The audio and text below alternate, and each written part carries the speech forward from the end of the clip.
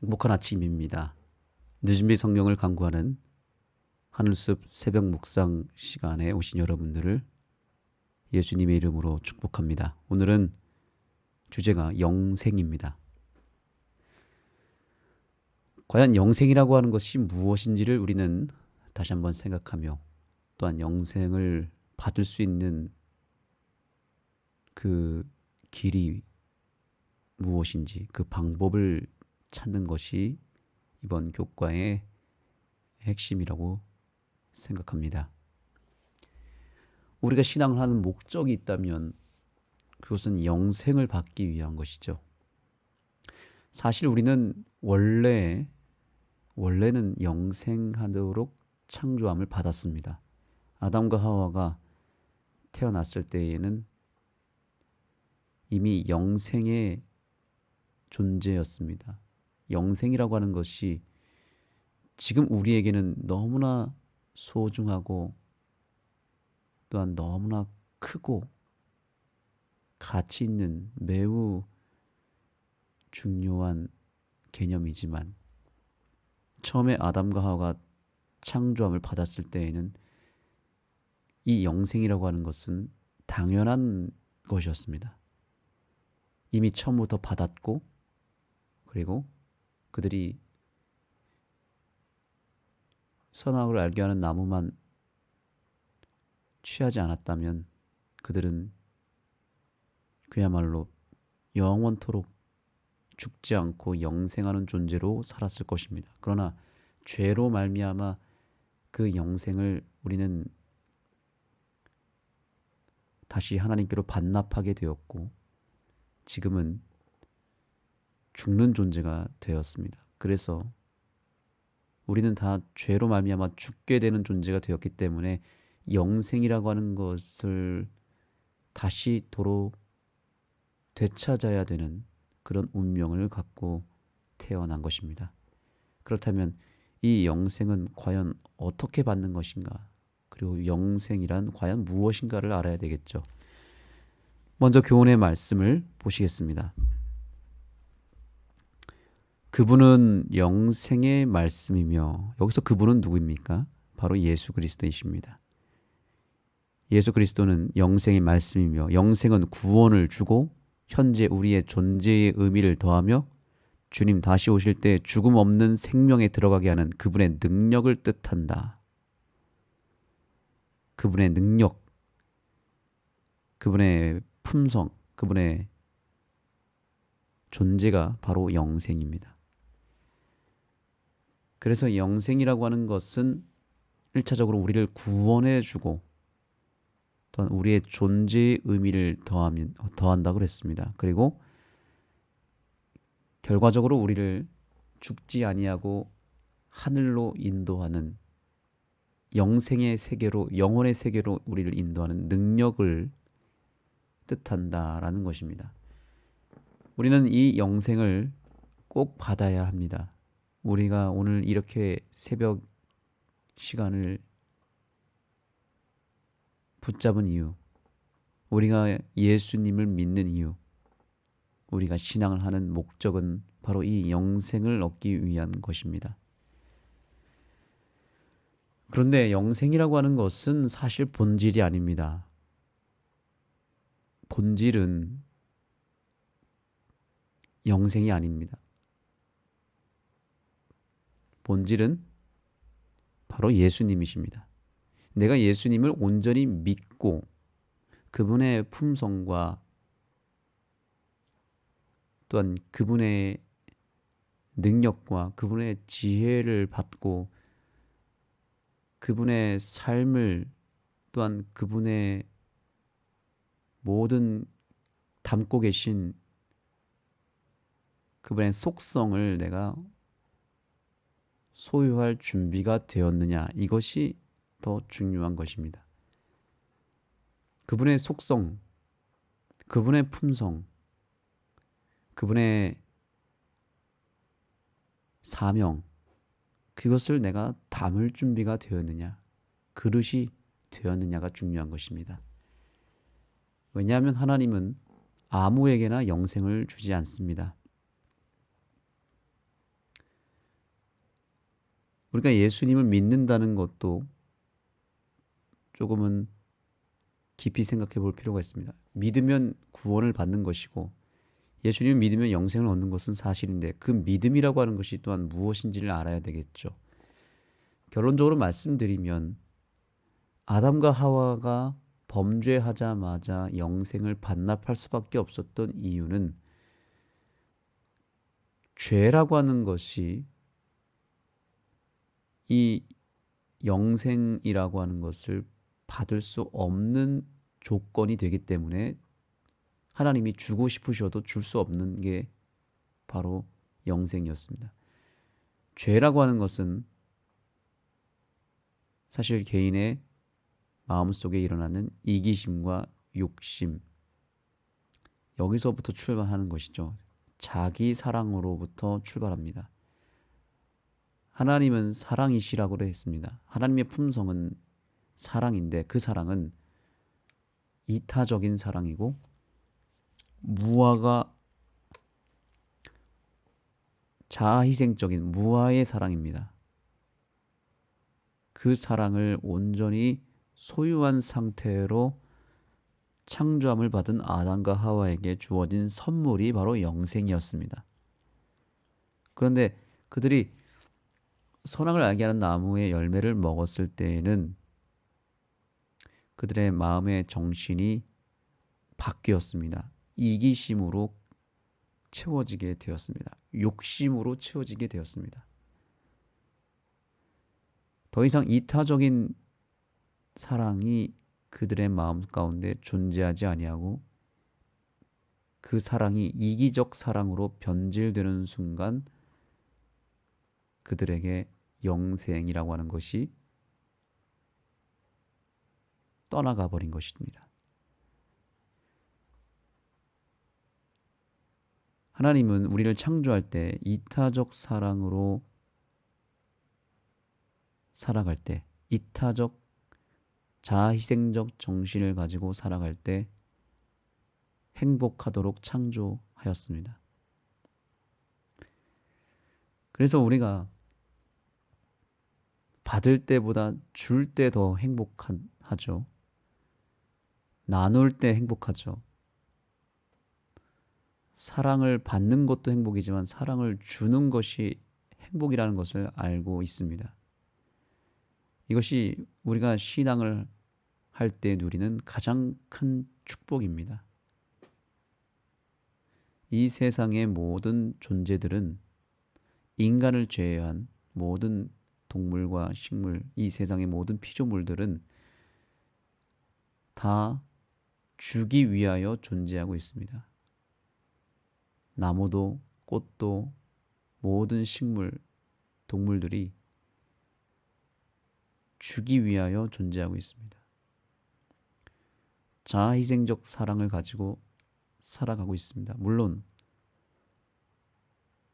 동물과 식물 속에서 죄의 흔적들이 있기 때문에 서로 잡아먹고 죽이고 공격하는 먹이사슬의 시스템은 갖추어진 것은 사실이지만 그럼에도 불구하고 그 속에는 하나님께서 처음에 창조할 때부터 넣어놓으신 무아적 사랑, 자아희생적 사랑, 이타적 사랑이 시스템이 되어서 그것이 하나의 원리가 되고 원칙이 되어서 그 법칙에 의해서 이 세상이 움직이고 있다는 것입니다. 우리가 천연계를 통해서 많은 것을 배우고 그것의 아름다움을 발견하는 이유는 그 이타적 사랑의 정신이 거기에 담겨져 있기 때문입니다. 그렇게 살 때에만 행복을 누리도록 창조함을 받은 피조물들은 끊임없이 주는 것이, 베푸는 것이, 또한 이타적인 삶을 사는 것이 행복한 것임을 느끼도록 창조함을 받은 것입니다. 그것이 하나님의 창조의 시스템입니다. 그것이 행복이기 때문에 그 행복한 조건을 갖춘 존재에게 주시는 축복이 바로 영생입니다. 그래서 영생은 본질이 아닙니다. 본질은 내가 영생을 누릴 수 있는 조건을 갖췄느냐, 영생을 누리기에 행복한 조건을 갖췄느냐가 본질입니다. 그 본질은 그래서 하나님의 속성, 하나님의 품성이라고 할 수 있습니다. 내가 하나님의 품성을 소유했느냐, 그것을 소유한 사람에게 주시는 축복이 영생이기 때문에 영생을 받느냐 안 받느냐가 중요한 게 아니라 받을 만한 그릇이 되었느냐, 하나님은 그것을 보시는 것입니다. 불행한 사람에게 삶이 불행하고 삶이 저주요 삶이 고통뿐인 사람에게 영생을 주게 되면 그 영생은 축복이 아니라 저주가 되겠죠. 영생이 본질이 아닌 이유는 거기에 있습니다. 만약에 사탄이라고 하는 존재가 영생을 소유하게 되면 어떻게 되겠습니까? 지금 이 세상의 모습이 그 결과를 나타내지 않았습니까?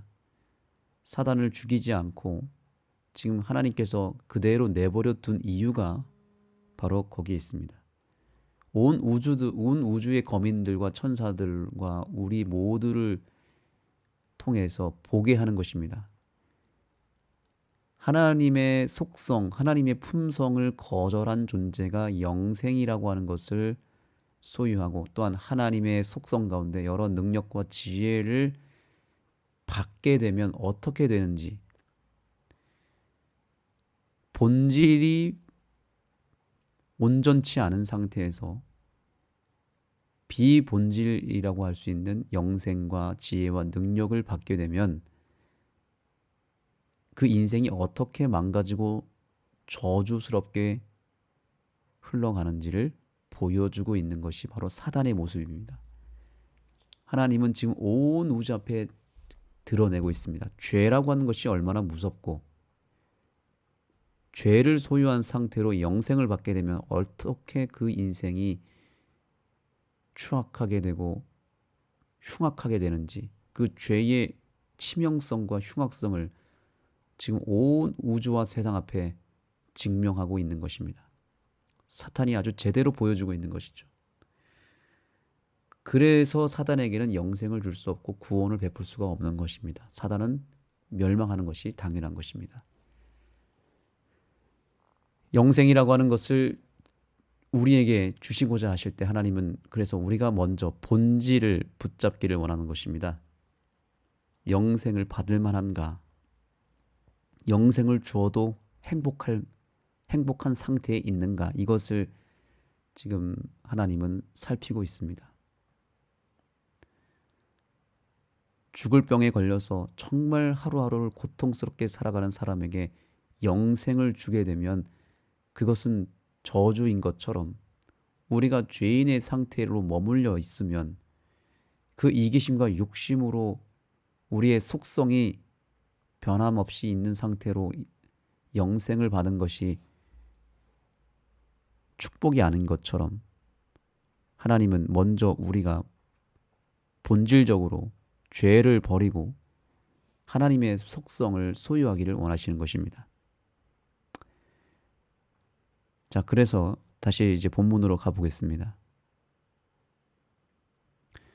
예수님은 자신이 생명의 떡이라고 말씀하셨는데 이는 예수님의 삶과 죽음과 부활이 영원한 구원의 근원임을 의미한다. 구원의 근원이 무엇이라고 말하고 있습니까? 예수님의 삶이라고 말하고 있습니다. 예수님이 어떤 삶인가요? 그분의 이타적이고 섬기고 봉사하고 나눠주는 삶, 베푸는 삶의 근원이 되시는 그 예수님의 삶이 구원의 근원이고 영생을 받는 조건인 것입니다. 그분의 삶과 죽음, 십자가죠. 십자가의 삶. 결국 남을 살리기 위해서 자기 자신을 희생하고 깨트리고 자기 자신을 낮추는 삶이었던 예수님의 그 품성과 그것이 십자가를 통해서 드러나지 않았습니까? 그 십자가의 삶이 바로 영생의 근원이다라고 말하고 있습니다. 그런 사람에게 하나님은 부활을 허락하시고 또한 예수님의 그 아름다운 이타적인 삶을 살고자 결심한 사람에게 구원을 베풀어 주시는 것입니다. 이것이 본질입니다. 바로 예수 그리스도가 본질이지 영생은 그 다음에 덤으로 주시는 하나의 선물일 뿐입니다.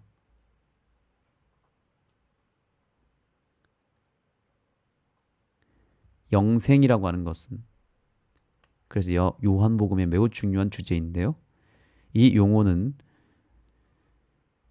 영적인 존재나 영원한 존재가 되는 것 또는 다른 천상의 개념을 의미하는 것이 아니다. 그보다는 구원을 주고 현재 우리의 존재 의미를 더하며 주님 다시 오실 때 죽음 없는 생명에 들어가게 하는 그분의 능력을 뜻한다. 당연히 그냥 영생이라고 하는 것은 영원히 사는 것, 뭐 이런 것을 의미하는 것이 아니라 예수님께서 우리에게 베풀어 주시는 그분의 품성과 그분의 능력과 그분의 지혜를 의미한다는 것이죠.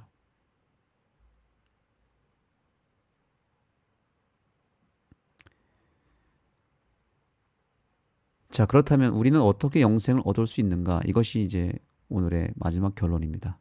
어떻게 영생을 얻을 수 있죠? 바로 믿음입니다. 오직 믿음으로.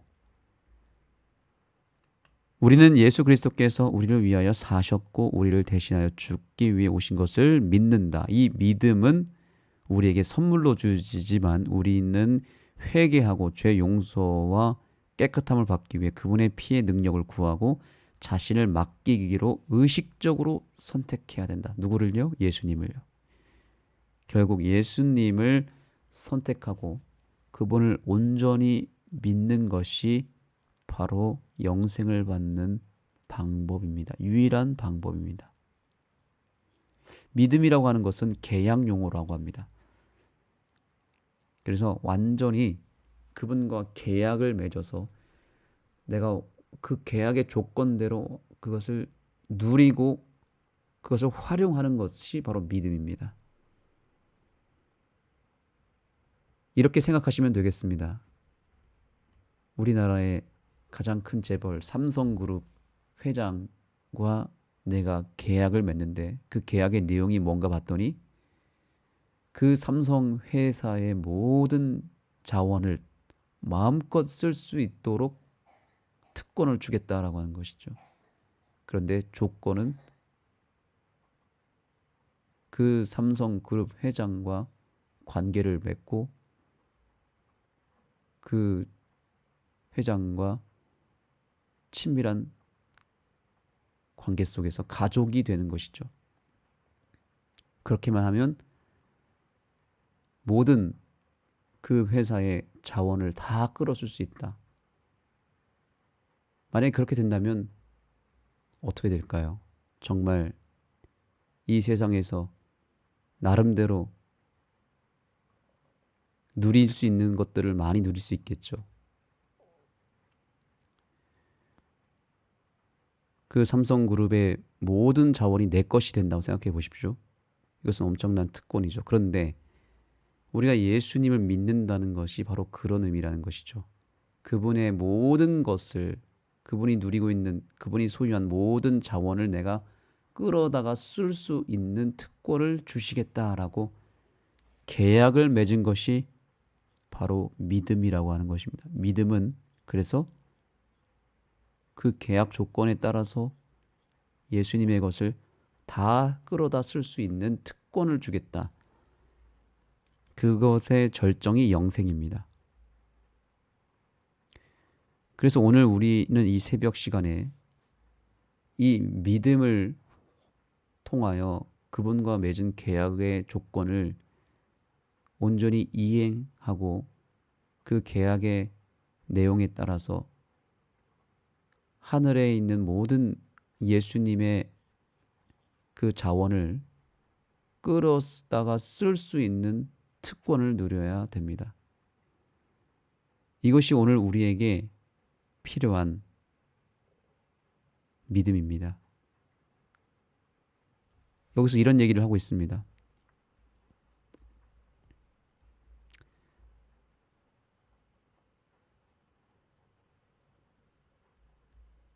영감의 글을 보겠습니다. 구원에 이르는 믿음. 구원에 이르는 믿음은 단순히 복음의 진리를 인정하는 것이 아니다. 참 믿음은 그리스도를 개인의 구주로 받아들이는 것이다.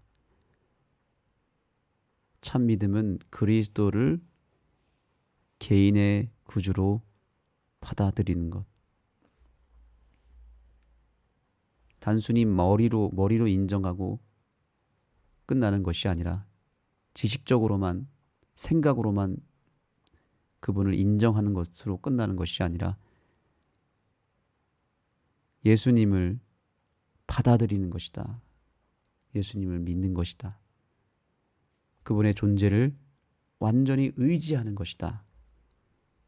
그래서 우리의 의식 속에 그분을 정말로 내 인생의 모든 것을 다 맡기고 그분에게 철저하게 귀속되어서 그분과 연결이 되는 상태, 이것이 참된 믿음이라는 것입니다. 그래야만 우리가 그분이 가지고 있는 모든 것을 누릴 수 있는 것입니다. 활용할 수 있는 것입니다. 이 세상 그 어떤 재벌과도 비교할 수 없을 만큼 훨씬 더 값진 것을 가지고 계신 예수님, 온 우주에서 가장 큰 능력을 갖고 계시고 가장 큰 지혜를 갖고 계시고 가장 많은 자원을 갖고 계신 분이십니다. 온 우주를 다스리시는 통치권을 갖고 계십니다. 그런데 예수님은 그분이 가진 모든 것을 우리가 그대로 사용할 수 있을 정도로 모든 것을 다 주시겠다고 말씀하고 계십니다.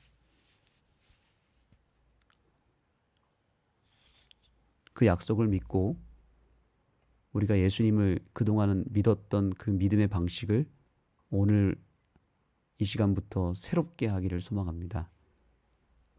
그래서 내가 완전히 예수님과 연결이 되고 그분을 실제적으로 의지하고 그분에게 맡기는 믿음, 이 맡긴다는 것이 바로 믿음의 참된 의미이죠. 이 맡기는 믿음을 통해서 내 안에 있는 여러 삶의 문제들은 예수님께로 옮겨지고 맡겨지고 예수님의 소유하고 계시는 그 크신 능력과 지혜, 또 그분이 갖고 있는 모든 특권들을 우리 모두가 소유하게 되기를 간절히 소망합니다. 기도하시겠습니다. 하나님 감사합니다. 오늘 우리에게 영생의 의미를 깨닫게 해주셔서 감사합니다. 우리가 주님께서 가지고 있는 모든 능력을 다 누릴 수 있고 다 소유할 수 있다는 것을 우리가 그동안 지식적으로 머리로는 이해해 왔지만 우리의 마음으로 그것을 온전히 느끼고 또한 실제로 그것을 누리는 일에는 저희가 소홀했던 것 같습니다.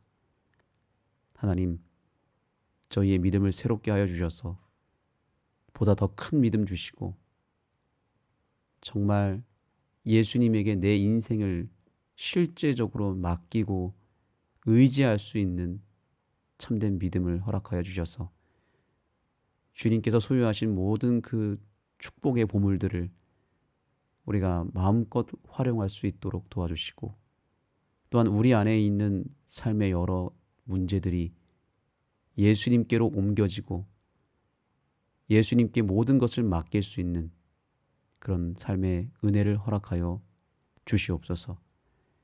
예수님을 온전히 믿고 예수님의 품성과 예수님의 속성을 우리가 온전히 소유하여서 우리의 인생의 방향이 내 이기심과 내 욕심으로 채워지는 것이 아니라 예수님의 그 이타적인 사랑과 나눔과 베푸는 삶의 그 정신을 온전히 소유함으로 주님께서 주시는 그 축복을 받기에 합당한 존재들이 될 수 있도록 역사하여 주옵소서. 예수님의 이름으로 간절히 기도드립니다. 아멘. 이제 기도의 시간을 갖겠습니다. 예수님께서 오늘 우리에게 주시고자 하시는 그 축복의 은혜들을 내가 온전히 믿음으로 받을 수 있기를 갈망하며 참된 믿음을 허락해 달라는 간구와 예수님의 품성을 내가 소유하기를 갈망하는 이 시간이 되기를 소망합니다. 그래서 내 죄된 모든 욕망과 죄의 속성으로 말미암아 더럽혀진 나의 품성을 다 십자가에 못 박고 새롭게 예수님의 품성과 예수님의 그 이타적 사랑의 정신을 내가 소유할 수 있기를 갈망하며 주님 앞에 간구하시기 바랍니다. 그리고 여러분 각자의 기도 제목으로 주님께 나아가시기 바랍니다.